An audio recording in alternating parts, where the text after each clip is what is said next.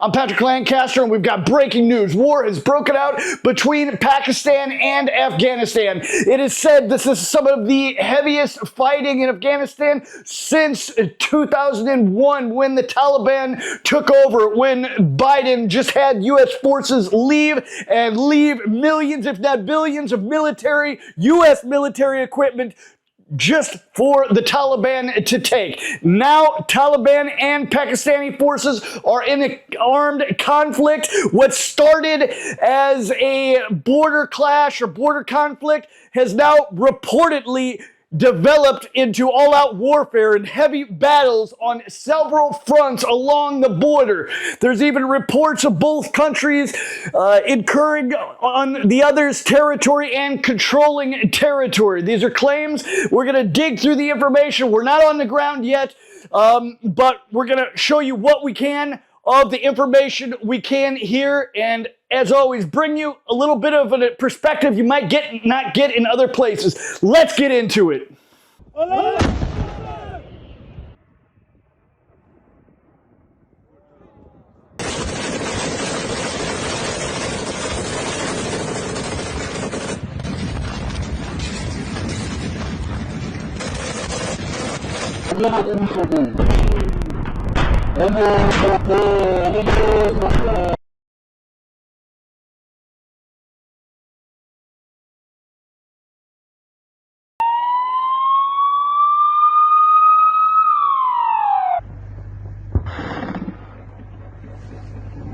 This is a super important situation for the Middle East. Right now, I want you to go down, comment what you think about the situation and what it's going to develop into.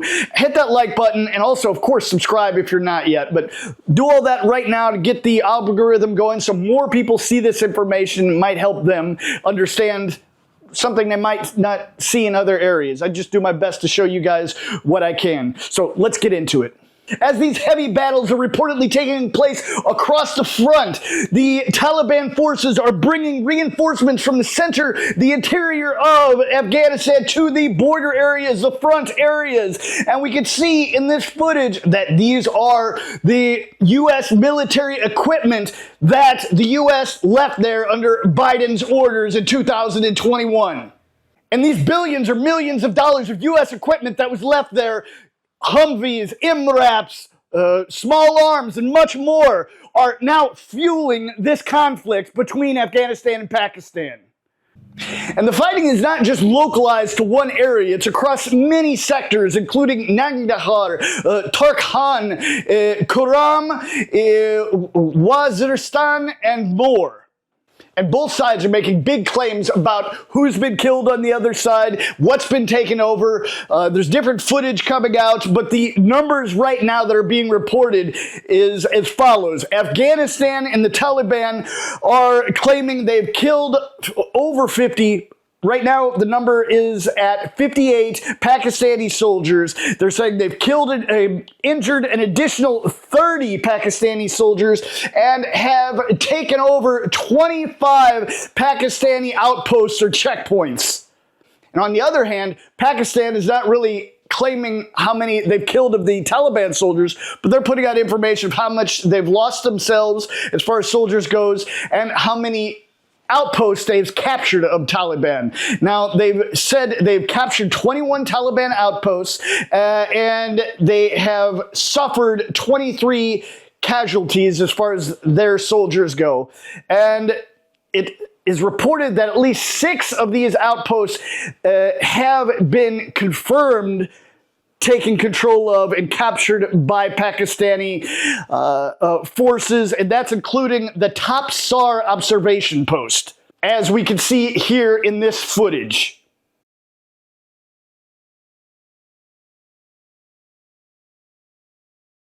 It's being reported that Pakistani airstrikes have hit Kandahar and other border villages, and Taliban anti-air defenses are reportedly in action. This is including U.S.-made Stinger missiles being fired at Pakistani aircraft. Explosions are visible.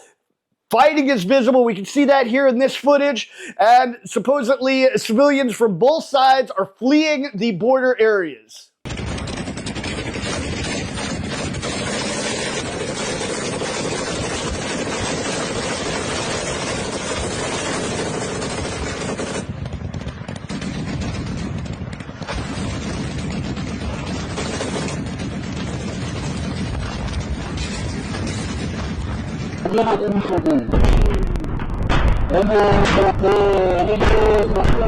And conflicting information is coming out from both governments. The Taliban, or Afghanistan, foreign minister has said that most Pakistanis want peace, but some are worsening ties. They said they've defended themselves and achieved their goals. This is something we hear in most conflicts when they try to calm things down. Everybody achieves their goals, supposedly.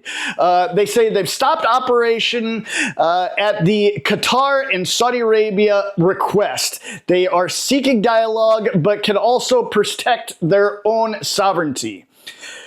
And this came out several hours ago, and they say they stopped their operations, but since then, fighting has gone down and then reportedly intensified as well. And at the same time, the Pakistani Minister of Interior says that Afghanistan is playing a game of fire and blood, in which are woven with our internal enemy.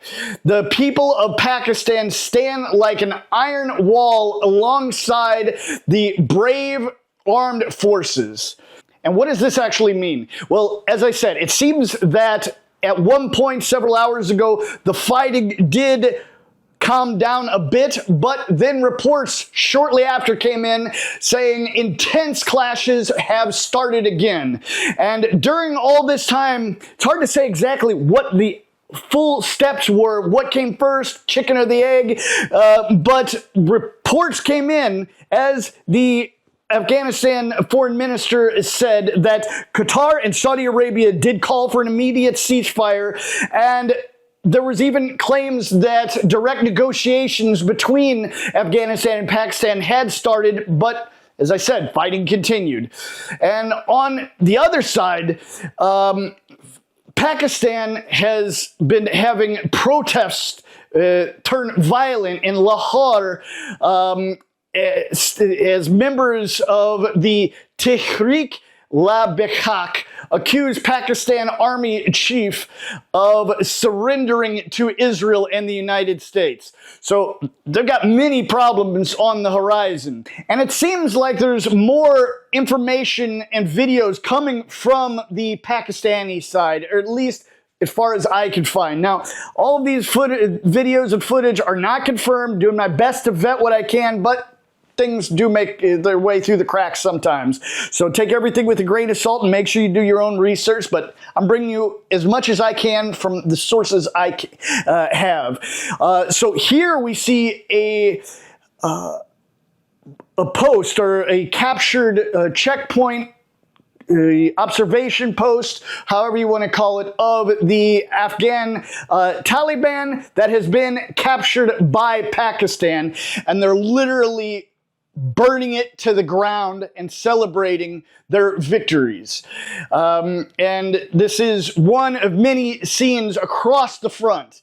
And so it's kind of hard to say exactly how far each side is getting into the other side. They're both claiming significant amounts of captured territory. But the fact is, in these backcountry, mountainy areas, you could say, some of these territories aren't even controlled by the governments. It's reported that some sides are putting out footage of them in certain areas deep, several kilometers across the border. But the fact is, these areas are not, as I said, controlled by the governments or the militaries. They're more tribal areas, you could say, with no real control. So we're bringing you all of the information here on the ground that we can. With war hitting the headlines all across the world almost constantly now. It seems like there's a new war every few days or weeks. And some wars, unfortunately, seem like they're lasting forever. We hope peace comes to every war. Let Trump be the one that ends all the wars, as he likes to play it off as. Who knows? But yeah, we hope peace comes to this war and all the other wars. But we see how much war is affecting daily life of people in many countries around the world. See what's happening between Russia and Ukraine right now. Not only on the front line where I report, but in the civilian sectors, the infrastructure, and much more. And when you talk about the national security of any country today, it's not just about military strength or military power. It's also about the resources that power these nations, whether it's Russia, the United States, Ukraine, Thailand, which just came out of a war thanks to Trump apparently, and this is seen by the targeting of infrastructure and how through this targeting and the hitting of infrastructure, you can see that some areas of a country can be slowed to a halt with just attacks on infrastructure and just not the infrastructure working in general the way it should be. Now, with these resources that are powering the nation, copper, a simple metal, seems to be a cornerstone of infrastructure, clean energy, advanced technologies, and basically all world powers around the world, including the United States and Russia. With recent global events, there has become clear a serious and clear vulnerability in the United States and other NATO bloc countries when it comes to the dependency on foreign imports of critical metals, while at the same time Russia gets its copper mainly from its own domestic mineral deposits in locations like Siberia, the Urals, and the Far East. This has made the copper prices skyrocket, and import restrictions have made it clear that domestic supply or lack thereof in many countries is now being called a matter of national security, quote unquote. And that's when it comes to the infrastructure that keeps the country running and keeps the people living. It seems like a race at this point, and Russia's in the lead. Will this race keep shooting the price of copper through the roof?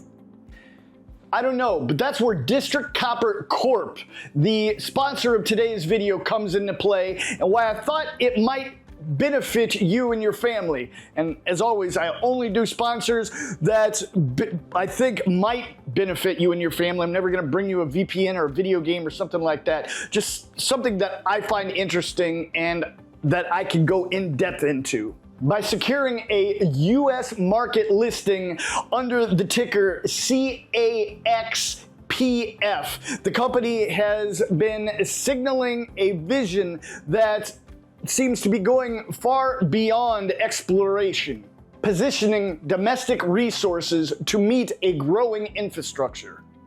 District Copper's projects sit in resource-rich regions that gives the company a solid foundation with its U.S. listing and vision. An expansion into other key states could be next, putting District Copper in a position to strengthen critical supply chains vital to stability of infrastructure that keeps people living. Copper is everywhere, in the power grids that keep cities running, in advanced electronics, in the automotive industry, even in the green industry of renewable energy. Every surge in the demand underscores a need to secure domestic supply, not only for the US, but any country that wants to keep up. District Copper isn't just mining, they're supporting infrastructure that keeps people living. And while District Copper's current footprint is significant, there is further US expansion suspected to be possible in the near future. With the rising demand of copper, that literally changes every day with the news of what war is breaking out and what's happening to the infrastructure around the world. The strategic positioning of District Copper shows they are on a path to possibly be leading the way for a huge copper expansion. So we're going to be keeping an eye on them. And as always, any sponsor that I do, as I said, I go in depth on, and I want to show you more of what I can about District Copper, just like I do in my reports. I show you what I see and the information I can get and the opinions of the people I talk to. So hopefully we're going to be able to get an interview with the CEO of District Copper, like I've done in the past with other sponsors, to not just give you some one-off sponsorship video of just some bullshit that's you don't really get a lot out of, like other YouTubers will do a sponsored video, just read you some list of something and forget it. No, I don't forget it. I get into it in depth, just like I do anything on this channel, any reports, any information. I bring you as much as I can to the best of my ability. So let's keep an eye on District Copper, see how it goes, see what other information we can bring to you. Now, if you think District Copper might be something that could benefit you or your family, because in the end, any man's job is to look out for your family. That's what I do. That's my main goal. And of course, I try to look out for the world as well with my information. That's why I go places that you're not going to see information from anywhere else in the mainstream media. I show you what the rest won't show you. And hopefully I give you some perspective here on District Copper that you wouldn't see somewhere else. And as always, I push as hard as possible for you to bring you information that is either going to help you make an educated opinion on something, or maybe help your family in the long run. Who knows? If you want to get more information on the company, check out the link in the description and the pinned comments.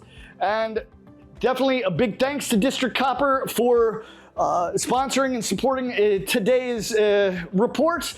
And now let's get into it. Let's get back to the war. Let's get back to me risking my life on a daily basis for you. This is what I do. This is why I do it, for you and for my family, like any man should, supporting their family.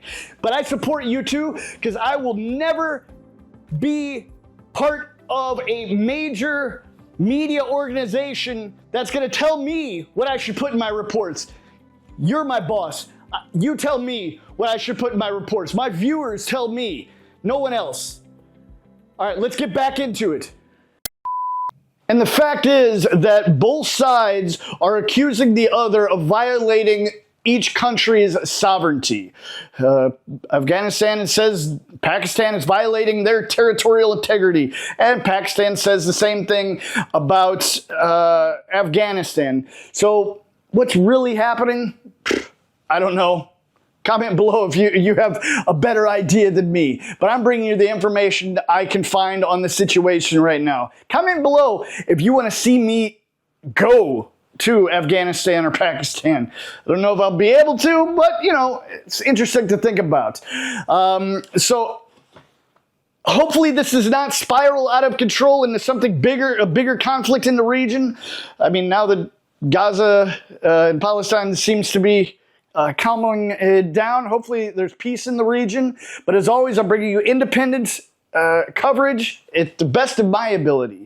And with this heavy fighting across the border area on multiple fronts, here we can even see what is reportedly Pakistani military firing on the Taliban military with their heavy artillery in the border regions.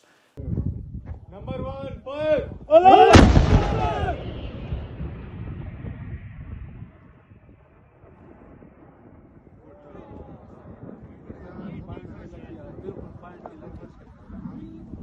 And that seems like a direct hit on that outpost. Now things are coming fast. Is that the outpost that was shown being burned, or another one?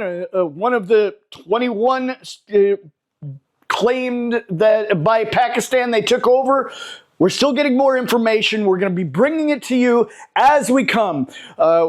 I would say we're definitely going to be doing another report on the Pakistan-Afghanistan border conflict or war, all-out war. Well, let's see what this turns into. We hope peace comes, of course.